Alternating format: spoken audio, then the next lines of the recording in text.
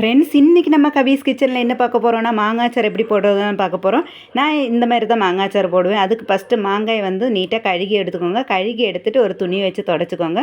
தொடச்சிட்டு மாங்காய் நல்லா குட்டி குட்டியாக அரிஞ்சு ஒரு பாத்திரத்தில் எடுத்து போட்டுட்டு கொஞ்சம் கல்லுப்போ பொடி உப்போ போட்டுக்கோங்க. நான் கல்லுப்பு தான் போட்டேன். போட்டுட்டு கையை வச்சு மிக்ஸ் பண்ணிவிட்டு அதுக்கப்புறம் பார்த்தீங்கன்னா காஷ்மீர் மிளகா பொடி ஒரு 3 ஸ்பூன் போட்டேன். அது வந்து உரப்பு இருக்காது. அதுக்கப்புறம் பார்த்தீங்கன்னா வீட்டில் இருக்க சாதா மிளகு பொடியும் ஒரு ஸ்பூன் போட்டுட்டு மஞ்சள் பொடி இவ்வளோ போட்டு நல்ல ஸ்பூனை வச்சு மிக்ஸ் பண்ணேன். கையை வச்சு மிக்ஸ் பண்ணால் அந்த கை காந்தல் எடுக்கும் பார்த்தலாம். அதனால தான் ஸ்பூனை வச்சு இப்படி மிக்ஸ் பண்ணிவிட்டு நம்ம இது காலையில் எப்படி வச்சுட்டு சாயந்தரம் கூட நம்ம வந்து அச்சாரை போட்டுக்கலாம். நான் வந்து சரி சீக்கிரம் போட்டுட்டு போயிடுவேன், வேலையை போயிட்டு வந்து திரும்ப மடியாக இருக்கும் அப்படி சொல்லி நான் ஒரு 10 மினிட்டு தான் அதை ஊற வச்சேன். அதுக்கப்புறம் பார்த்திங்கன்னா ஒரு பாத்திரத்தில் நல்லெண்ணெய் விட்டுட்டு கடுகு போட்டேன். கடுகு போட்டுட்டு அதுக்கப்புறம் பார்த்திங்கன்னா கடுகு போட்டதுக்கப்புறம் கொஞ்சம் வெளுத்துள்ளி உரித்து போட்டிருக்கேன். இன்னும் கொஞ்சம் வெளுத்துள்ளி கூட போடலாம். நான் வீட்டில் கொஞ்சம் இருந்ததுனால அவ்வளோதான் போட்டேன். போட்டுட்டு வெளுத்துள்ளி கொஞ்சம் இதாகி வரும்போது அடுப்பு ஆஃப் பண்ணிவிட்டு அதுக்கப்புறம் பார்த்திங்கன்னா காயப்பொடியும் உலுவா பொடியும் பொடிச்சு வச்சுருந்தேன். அதை ரெண்டையும் போட்டு இப்படி மிக்ஸ் பண்ணிக்கோங்க.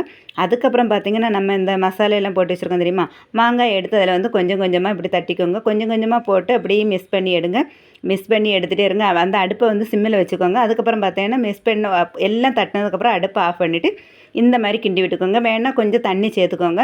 தண்ணி சேர்க்காமல் இருந்தால் மாங்காய் வந்து கொஞ்ச நாள் இருக்கும். நான் வேணால் கொஞ்சம் தண்ணி கூட சேர்த்துக்கோங்க. இவ்வளோதான், சூப்பரான அடிப்பொலியான மாங்காய் அச்சார் ரெடி. ஒருக்க ட்ரை பண்ணி பார்த்துட்டு எப்படி இருக்குன்னு மறக்காமல் கமெண்டில் சொல்லுங்கள்.